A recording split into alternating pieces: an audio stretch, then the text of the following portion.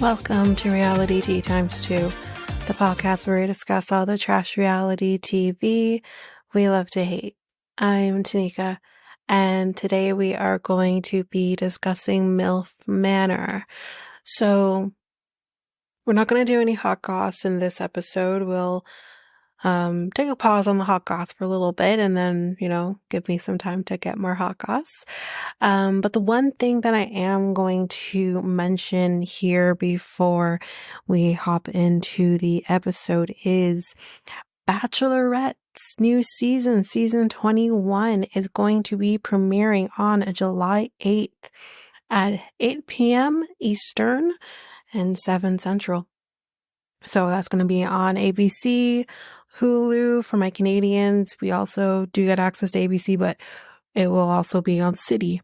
So that's where we're going to be at with that. So we've got a couple of months before that though. And, we'll be, I'm sure, jam-packed.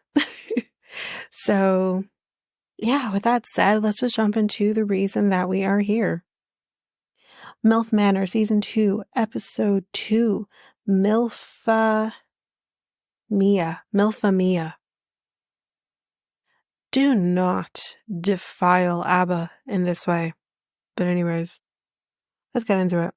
So, as we've mentioned, here are the dads, and let me say something. Let me just say this. These dads are fucking hot. Actually, the one that can't seem to keep my eyes off of, and if I was able to would not keep my hands off of, is Ashley, Jacob's dad. He's so hot. He's hot. His body is body. The accent, he's gorgeous. He is a gorgeous specimen of a man. Like, these little boys don't even stand a chance. Oh, I mean, we'll go through the names. I don't remember everybody's names, but as time goes on, the one name I seem to have issue remembering is Chris's dad's name. But anyways, we'll kind of go through. So, we'll just go to the dad's names now. So we have Stacy, who is Miles' dad. Hold on to that. We have a little bit of father-son drama with that. Like I've mentioned, we have Ashley is Jacob's dad. We have Anthony is Joey's dad. We have Darren is Sam's dad, which I don't even remember who the hell Sam is. And then we have Chris's dad, who, again, sorry, I don't remember his name. But he's cute. And Barbie says, I'm definitely getting some Gucci tingles. Like, honestly, it's crazy because with the dads coming in, it feels like we have done a complete 180 with some of these, most of them, except for one. And we'll get to it. But most of these women seem to have completely flipped onto, I'm really feeling the dads, when just a few minutes ago they wanted to date a younger man because the sex is better. Are you kidding? From my understanding, I mean, let's see. I don't know if I've really had sex with him. Well, no, that's not true. I guess at a certain age, I did have sex with someone who was almost 40. He was almost 40 at the time. I was probably early 20s. The shit was fire. The shit was fire. Like, it was really good, But, yeah. I personally feel like I've never, and I'm not, whatever you're interested in, it's fine. But I feel like I just don't have the patience as a person to have to teach an old dog new tricks, or a new dog old tricks. Like, I just don't have that patience. Not to say that I'm not willing to, try new things. That's totally different. But I feel like you should have the foundation down. That's just personally me. And again, younger guys, especially Joey's age, he is 21 years old. He is a baby. He's barely able to drink legally in the States. Like, I just feel like guys that age, like maybe you can get like a Chris, because I think Chris is the oldest, he's 27. So like maybe he would be more willing to actually be in a committed relationship. But 21 years old? What 21-year-old boy do you know is gonna commit?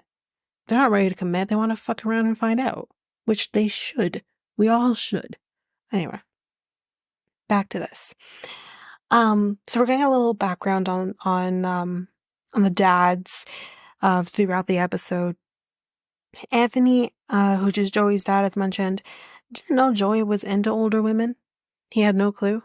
And then Joey has the opportunity to say something about calling them mommy, and I'm like, this fucking disgusting. Anyways, we do find out, this is where we find out the drama and the kind of the history a little bit with Miles and Stacy. So Miles tells us that he hasn't even spoken nor seen his father in some time. I think it's been a few years. I think maybe 2 or 3. He hasn't had any sort of relationship with him. He says it's toxic. And I feel like that's a dam that's going to break eventually. But he says he doesn't kind of know how to act around his father at some points. But he says that he did try reaching out to him at one point, and his father just ignored him. So he just probably stopped trying. You can tell he is so hurt. And I'm just like, ugh. The thing is, from my understanding, dads didn't, I mean, I don't know how truthful this is, but dads didn't know that their sons were going to be there. Sons didn't obviously know that their dads were going to be there. And it's like, did anybody do any research? Because I feel like something like this is not the time to break that tension between father and son, is while they're all fighting for the same pool of women. That sounds about right. And it's weird because I think it was Stacy who said this. Did I get this correct? Did I miss something? Because I swear someone said that Stacy married his stepmom. Like, maybe he meant Miles' stepmom, which I'm really hoping that's what I heard, because then that makes sense. But did I hear correctly? Did they say Stacy's stepmom? And I'm like, wait, the fuck? But I'm gonna go to the Miles' stepmom, hopefully. And apparently, I think Stacy cheated on her, something around those lines, which, I mean, no offense, but look at him. Like, you can just look at a man and can tell that they're a fuckboy, and they have always been a fuckboy. They haven't stopped being a fuckboy. And I don't know how old Stacy is. I'm guessing he could be late 40s, early 50s. I think a lot of them are around the same age of early 50s. But it's, you just can tell he's never grown out of his player days. Anyway, so Sam and Darren have apparently wingmanned for each other before in the past, but usually not after the same woman. Darren is our handicap at the moment. I don't want to use the word handicap. He said that, but he is our currently on crutches. And we do find out that the reason he has crutches is because he fucked his femur up. Yikes. And he only did that like 2 days before. Oh, Jesus. Anyway. So he says that, Darren says that he was married for 15 years. He was, I'm assuming it's Sam's mom he was married to 15 years. They were together for 18. He says he's looking for companionship, not just sex.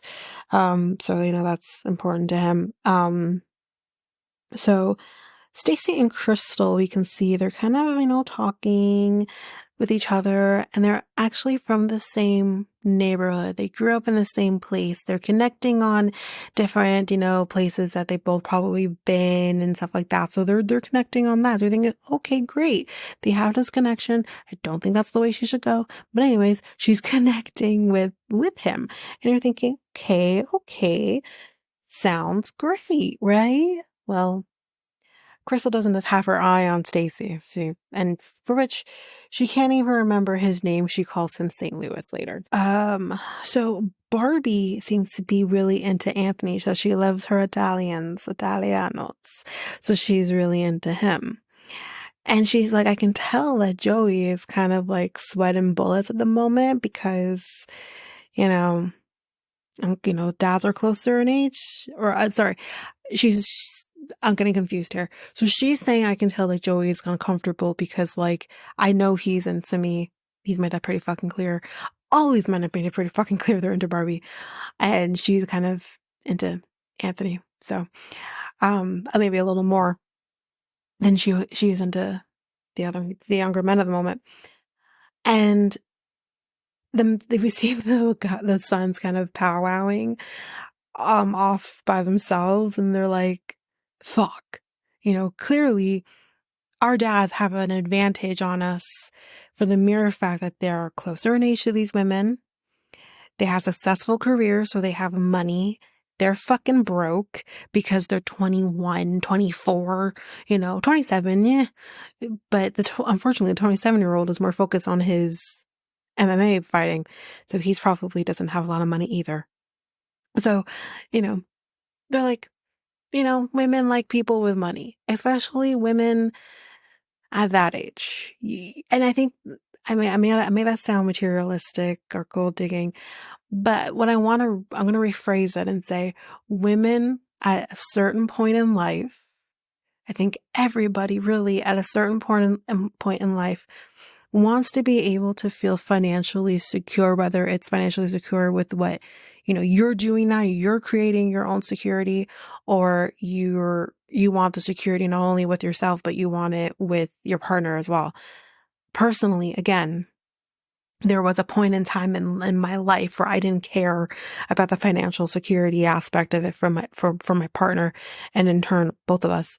Now I very much care about that. And I don't expect you to be like making thousands and thousands and thousands and thousands, millions or whatever the fuck. I don't expect that. But I do expect you to at least have for me, it's more about having stability, having a stable job, all of that. And knowing the importance of certain things with that stability. You don't necessarily have that yet at 21, and you don't see the importance of that yet at 21. But anyway, some do. I'm not saying that, but men are a little slower with the smarts and the knowledge and the smarts. So Chris's dad, which again, don't remember his name, says that he's really feeling Crystal and Lynette. That's kind of right up his alley. And Chris is like, I just went on a date with Crystal, so now here you come trying to swoop the fuck in. Like, what the fuck? But again, Chris, wasn't it not you on set date in front of Crystal and Barbie saying that you're interested in Barbie? Come on. You have burned your bridge with Crystal. So it's fine. Let it go. So Ashley has only been divorced now for only 9 months. This is very new for him. And what he kind of did, I guess, to kind of deal with that is he went to the gym, started focusing on himself. So, getting his body yada yada, and Lord Jesus, that body yada yada. Ooh. I mean, shit. And Anthony, which is Joey's dad, is pretty cute too. And they showed one picture of him too. I'm like, God damn. Like he was a looker. And he said that, he's pretty spontaneous, and Barbie seems to connect with that with him. he kind of goes into the history a little bit. We don't really hear much about his relationship and kind of how that fell apart, but we do hear more about the fact that he has a restaurant that seems to have passed on through generation to generation.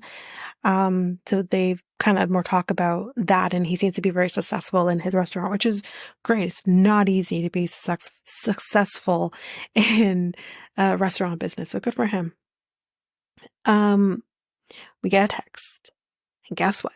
Dads, get acquainted with the house. You're new here. Do that.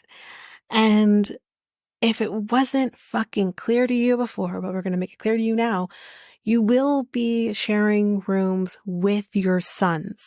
Now, here's the deal with the house and the sharing room situation. We have bunk beds, and we have a few bunk beds in one room. So basically what it seems like is happening, we have three sons in one room, 2 sons in another, because we had five or 6. Wait, I'm sorry. I remember we have 6. I think we have 6 women and 5 men, right?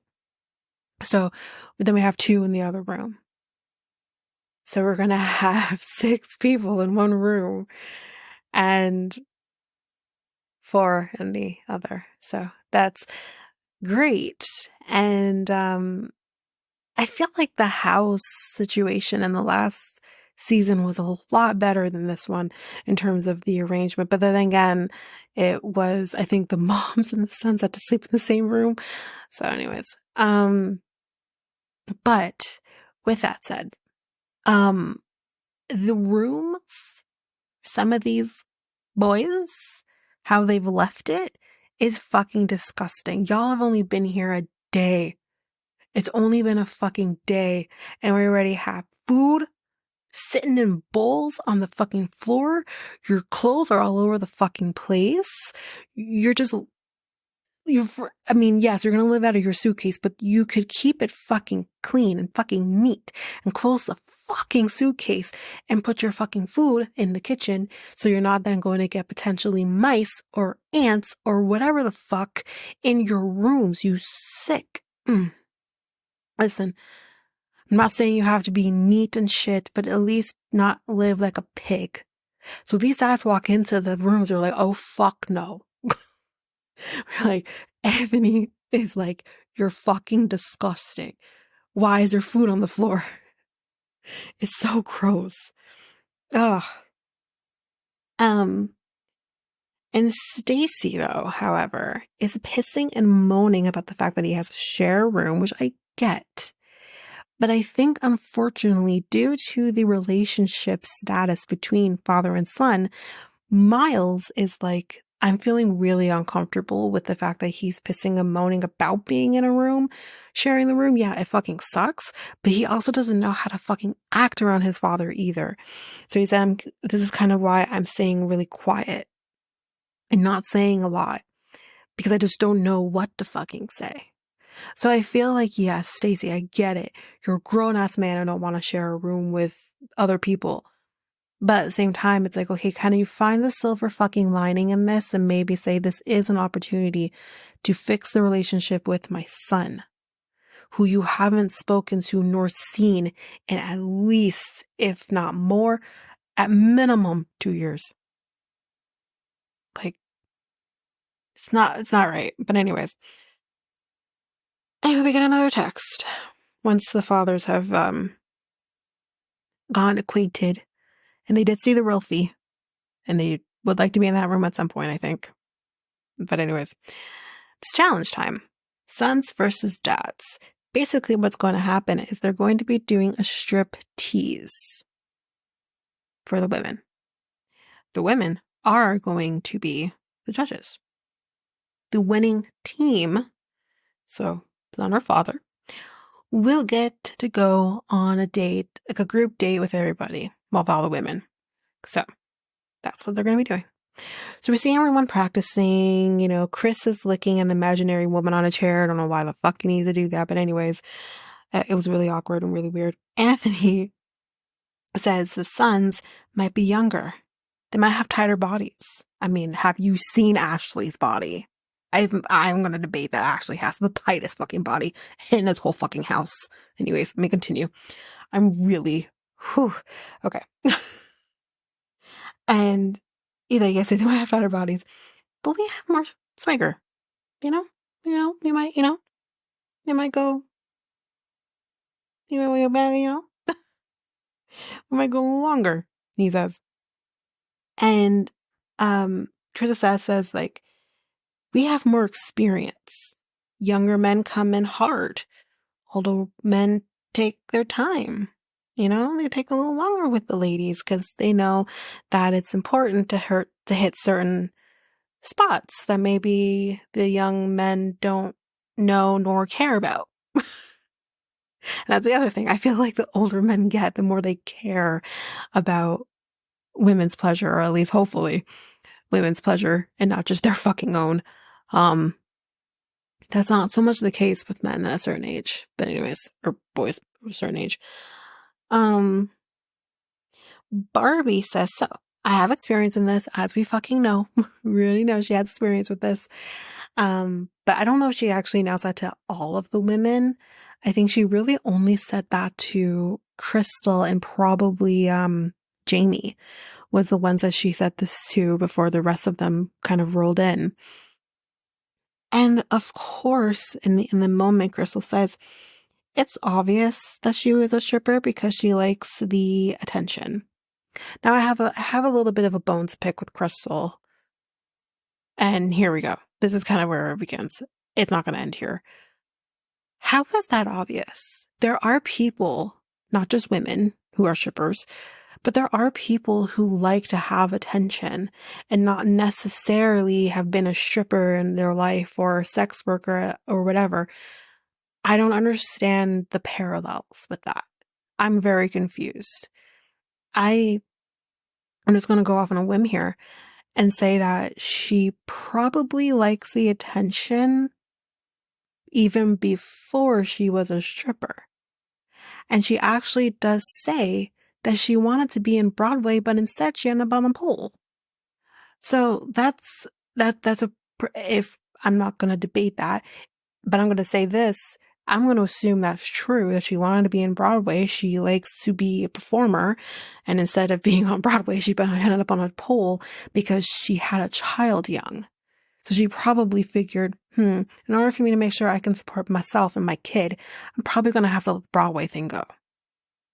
Because that's not easy to get into. So I'm just confused of Crystal's parallels between her being a stripper and her wanting attention. I'm very confused. Like, I don't dislike Barbie, but like I think Barbie's the kind of woman you have to warm up to, get used to, like, because she does come in so hot and she is very bubbly. And I'm just saying, for me personally, bubbly people can sometimes annoy me because I am so calm and kind of keep to myself, to the person with the podcast. But like, that's kind of who I am personally. But that's not to say that I don't have friends that are maybe a little more bubbly than me, maybe a little more bubbly than I'm used to or whatever. It just means I have to kind of warm up to you. That's it. So because like I don't necessarily dislike Barbie, I just don't, either way, even if I did dislike Barbie, I'm still going to defend her in the sense of, where are the parallels with that, Crystal? I'm confused. But don't worry, I have more to say on her in a minute as we kind of go on here. So I guess Crystal is actually like, I guess, side-eyeing Barbie, and Barbie caught it. And she's like, I see the side eye. Do you have a problem with me being a stripper in my past? Because she's not a stripper now. She was a stripper before, but she's not one now. And she's like, do you have a problem with me being a stripper in my past?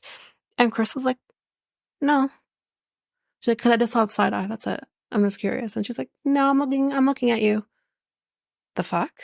You probably were 1,000% side eyeing her. And I'm going to get to that a little more later on, just because of things that Crystal says. It's like, do you hear yourself? Anyway. So then we kind of start talking about the guys that they kind of are into. And Crystal's like, I really like the crutches guy. Oh, and St. Louis. I really like St. Louis. And then kind of, I think Barbie starts talking about the fact that she kind of likes Anthony. And Crystal's like, oh, I can't remember what she fucking calls him. She calls him something. And I can't remember what it is. It felt gross though. But whatever she calls him, she's like, oh yeah, that's my guy. That's my guy too. So wait, we have 10 guys in total. 5 sons, 5 dads.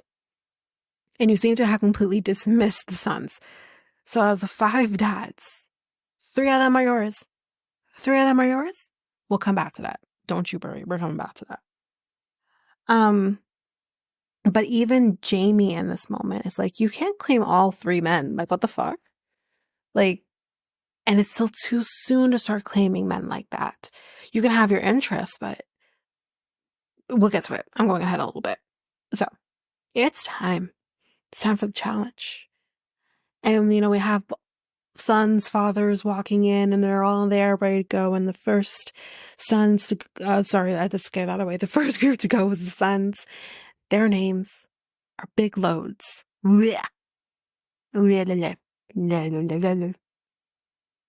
Anyways, Big Loads. Lynette is like, I got a word for sons having to striptease in front of their fathers while they're doing it in front of women. Trauma. Trauma's the word. Trauma's the word. It's the word that you heard. Yeah. Oh man. Chris is like, I'm gonna need therapy. And his dad's like, yeah, we're both gonna need therapy. Let's go together. Yeah, you're gonna have to deal with this. But now it's the dad's turn. And their team name is Rods, Pipe, and Drain. Yeah. If you got a fix, they'll come. Yeah. If you need a fix. And if you know what song I'm talking about too, you're my peoples. Anyways, let's continue. You're all my peoples, Anyway. So Darren is going to be more of an MC since he has crutches and can't really do the striptease. So he's going to be, the little MC in the back, and, he's still doing his best, ripping off the shirt later, and he's doing all that stuff. Like, he's grand and he's doing his thing. And Anthony then rips his shirts. Well, I think all of them rip their shirts. I don't know why I only pinpointed Anthony, but they all rip their shirts. And again, we get just a clear fucking view of Ashley's body. And I'm just like, fuck. But then we also see Anthony's body. I'm like, okay, Anthony, I see you. Pretty much all of these men have really great bodies. Okay, the white men have really great. Not to say anything against the black men. I find with black men, because I've seen black men naked more than white men, their bodies are very different. And they can look like a fucking usher, okay? They can. But it's just different. They're muscular, but they don't all necessarily have a 6-pack. That's just my experience anyways. But they still have that muscular body. Their bodies are very different. But then when you see men with a 6-pack, at least me, you see men with a 6-pack and you're like, oh, But, I mean, technically I'm not actually like, not that I'm unattracted, but I'm not like the kind of person that's like, I need to have a guy with a 6-pack, because I don't. I don't need that. But when I like to see it. I like to look at it. So all of these men have really great bodies at the end of the day. And the fact that like 2 of them, at least, I can't remember if Darren really had a 6-pack. They have the beginning stages of one. But Ashley and Anthony, I love, just not be sexual about it, I love seeing men at that age look that good. I love that. I love that. I don't know why. It's just something about it. It's like, you really put the fucking work in, and it makes you be like, you put that work in. Because again, as we get older, the more your body creaks, the more your body hurts. And it's like, if you can do it, I can do it. You know, I just, there's something about it. I love it. Women too. Women too. It's not just men. Women or men or theys, whatever, who have like that freaking body at that age is fucking incredible. But in this case, I'm looking at it because I'm interested. Anyway, just chef's kiss. Anyway, enough of the bodies. So that's basically that. They do the challenges, they do the strip teases, and their women talk among themselves about who the winner is going to be, and the winner is the dads. Duh. And so we're going to be just kind of just going right into the date. Everyone seems to be having a lot of fun, dancing, drinking, the whole bit. Lynette has her eyes on Anthony as well as Barbie. Barbie doesn't even have a problem with that, mind you. I'm pinpointing that right now. Okay. So she says that she usually goes for the broke kind of guy, or the guys that are not very nice to her, which is like, oh, you deserve so much better than a guy who's not being nice to you.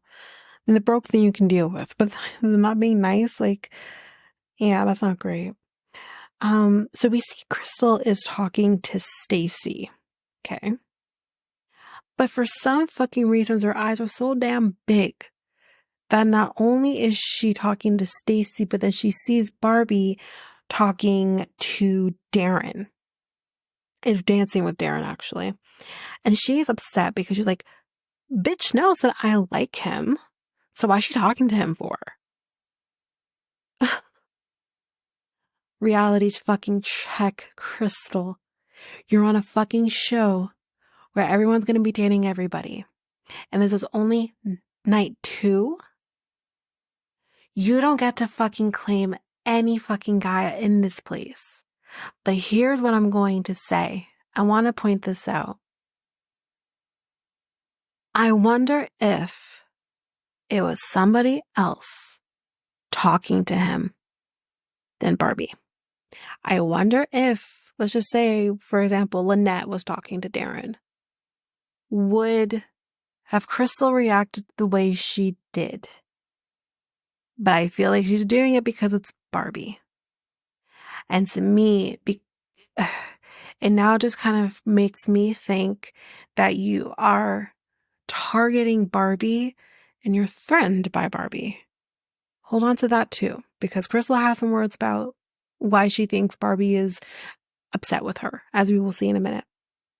So yeah, she sees her talking to Darren, and she comes over and completely interrupts it.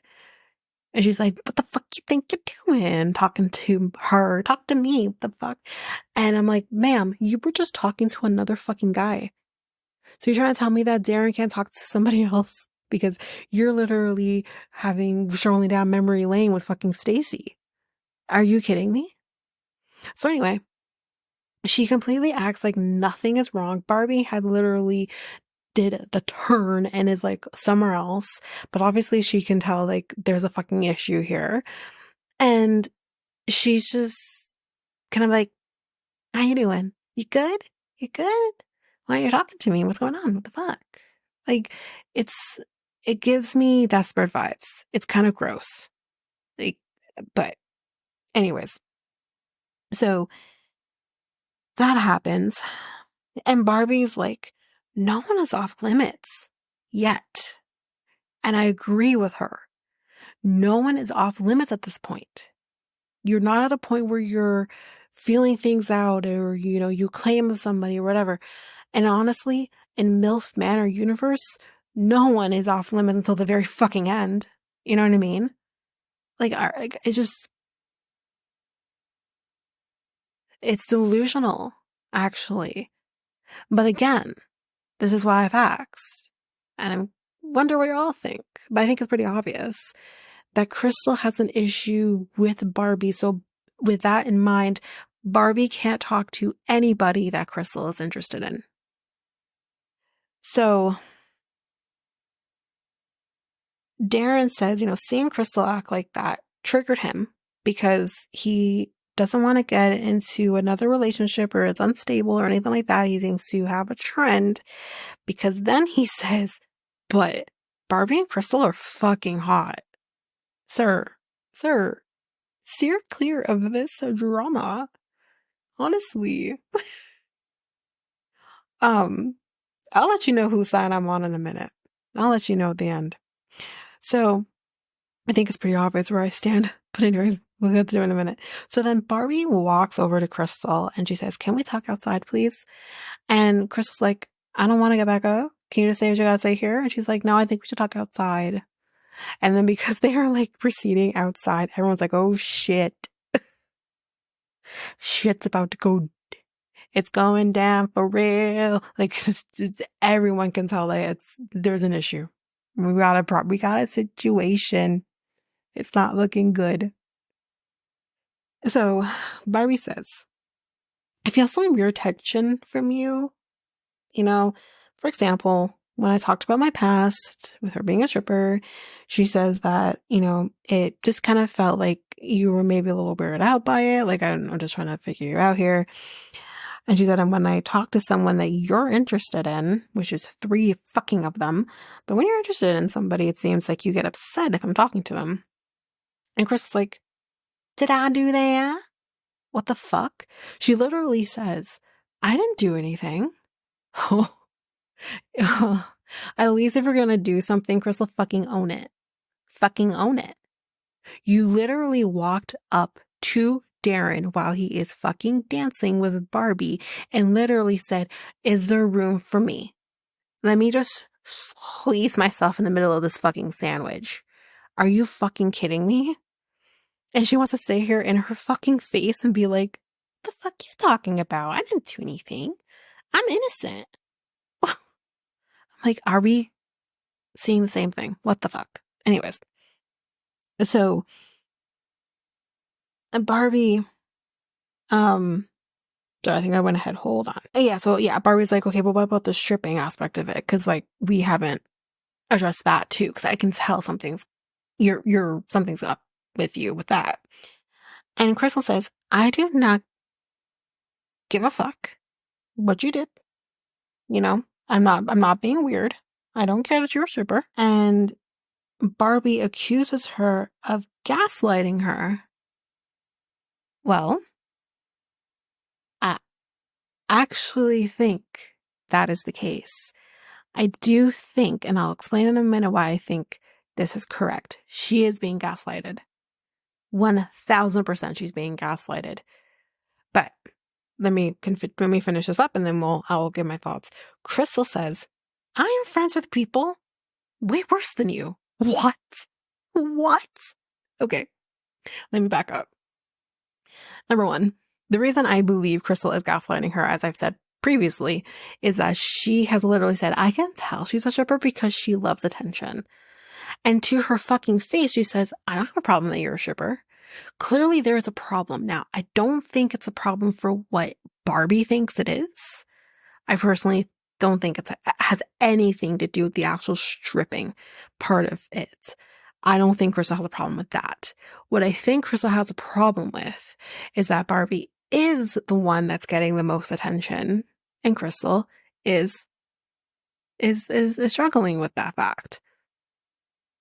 I don't think Crystal likes the fact that there is one person in this house who's getting the most attention.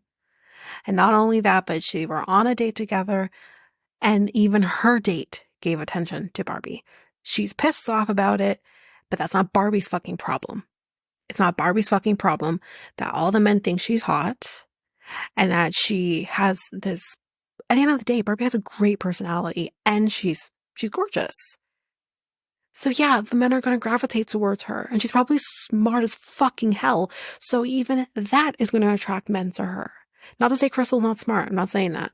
But I'm just saying, when you have like all of those things working for you, and God only knows what else she has working for her, yeah, the men are going to gravitate towards her. But that's not fucking her problem. That's Crystal's problem if she has a problem with it. And all that kind of does is take away from Crystal, because Crystal is also a beautiful woman who is probably smart as hell. and probably has a great personality. But because you're attacking another woman for the same fucking thing makes you look like shit. It's just fucked up. That's the reason. It has nothing to do with the stripping. She's jealous of her. And she's threatened by her. That's what it is. And then, with the other half of it, where she says, I have been friends with people who've done way worse than you. What the fuck? Well, how is someone supposed to take that? And Barbie does exactly, I think, what anyone else would have done in this moment and get the fuck up and say, worse? So I'm bad. So I'm bad for the things that I had to do. I hustled to make sure that I could provide for my kid and for me. And I'm bad? Because that's basically what you're saying. It's the choice of words that Crystal used. And here's the thing. I want to give Crystal the benefit of the doubt and say, I think it's because it's just bad choice of words. I don't know if she actually really feels that way, but I don't actually think that's the case. I think Crystal was very calculated in the words that she used, and she knew what she was saying because she sat there and smiled about it. That's why. She sat there and she fucking smiled about it. And then came back in after Barbie came in and sat there, and she's just trying to leave that garbage out there. And Crystal comes back, I think someone asked, like, are you okay? I think it was Darren. And she's like, are you okay? She's like, yeah, I'm good. And Crystal comes back in and she's like, yeah, she has no reason to not be good. And I'm like, are you fucking kidding me? Come on. You know damn well she is justified in feeling the way she is feeling right now. And I think I didn't say this part, the gaslighting aspect of it. She's being gaslit because she can tell there's something wrong, but Crystal to her face is saying nothing's wrong. That's, in my understanding, the definition of gaslighting. Making her feel like she's going crazy, but she's not. She's on the right fucking track here with how Crystal is feeling. I just think it's different.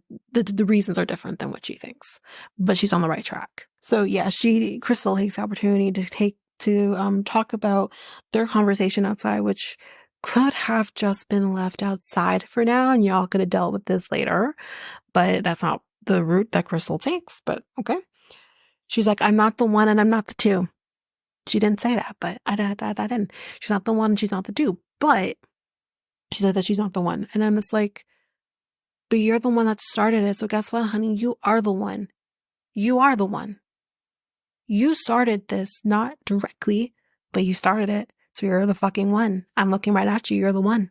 So Crystal thinks that Barbie is upset that she's not the center of attention. Now, both can be correct. It can be a yes and. I can understand where she's coming from and thinking that Barbie could feel that way, that she maybe does. But I think that also just lends to the fact that she has under this impression that being center of attention means that she's a stripper or some shit. But it's just like, I do think so. I think some people do rely on being center of attention, and but I mean, again, ask yourself why, and maybe give her some fucking empathy, give her some grace to figure that out. That does not mean that she's going to get every fucking guy in this. She is probably going to connect with one or two or maybe three of them and figure her way, but eventually she is going to pick only one. So you do you in the mean fucking time. And if that means that there's going to be an overlap, there's going to be a fucking overlap. That is the nature of shows like this. Has she never seen a dating show like this? I'm confused. Anyway, Crystal says, if you hate your past, then, you hate your past. That's nothing to do with me. This is a tough one for me. I think what I'm going to say is I'm going to trust Barbie's words here when she says that she used to have an issue when it came to her past, but she no longer does, and she can talk freely about it. I'm going to believe her when she says that. Again, I don't think Crystal has an issue with her past. I think it's just Barbie as a person. I think she just doesn't like Barbie, and that is okay. You don't have to like each other, but just fucking respect each other. And I think that's why Barbie pulled her aside to have this conversation. Personally, that's what I think. To be like, listen, like, the fuck? But she's like, if Barbie says this, I have issues with mothers like me, like you, judging me for what I had to do to support my kid. Basically is what she's saying. And I totally get that. But again, I think we're in the wrong direction. I personally think there's a bigger issue. The real issue is way simpler than this, actually. The Barbie gets up to leave. And this is a very good point on Lynette. Lynette says, the fact that we have these grown-ass women fighting in the way they do is completely unacceptable. It's not mature. It's not. That's true. It's not. But unfortunately, and I hate to see the two people of color fighting each other. And they're the only people who are representing where they're from and representing their nationality, their background. So, and just honestly, the only two people who are, shedding light on the minority. So it's unfortunate to see it's the two of them fighting each other. But that could also be the reason why they are. Or at least Crystal is anyways. Crystal then says, sit your punk ass down. And for some fucking reason, Barbie takes real offense to that. And she says, sit my punk ass down. Sit my punk ass down. And then she takes her fucking drink for some reason and throws it on the floor. So you just see shards of glass and ice and shit on the floor. And I'm like, wait, what? And Crystal's like, yeah, of course she's going to be throwing it at the floor. She's not going to be throwing it at me. Well, no, she's not going to throw it at you because what's going to happen is you're going to get kicked off the show. So that's why she's not going to throw it at you. But she's pissed. And I think rightfully so. So here's what I say. I'm on Barbie's side on this. I'm 100% on Barbie's side on this. Do I think that Barbie likes to be the center of attention? Absolutely, I do. Do I think that has anything to do with her being a stripper? No. I think that's just her personality. And you need to have that fucking personality to be a stripper or to be on a show like this or to be on Broadway. Like, you have to have that. And that's what makes you extroverted. But again, it's just, I don't think the two equate. They just don't. I'm not on Crystal's side here, and I hate that it can't be, but I'm just not. And I'm actually disappointed to see her acting this way because I'm happy that she maybe has never had to be in a position to hustle in this way. But there are people who do. And to use it to your advantage for the other issues you have with her is sick. So for that, I am on Team Barbie.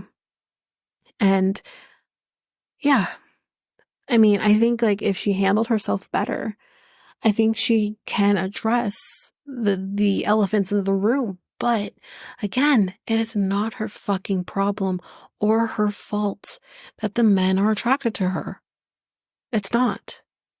But anyway, that's it for this episode. So next time on, Barbie's moving out of the room because Crystal and Barbie share a room together, so they're moving out of that room.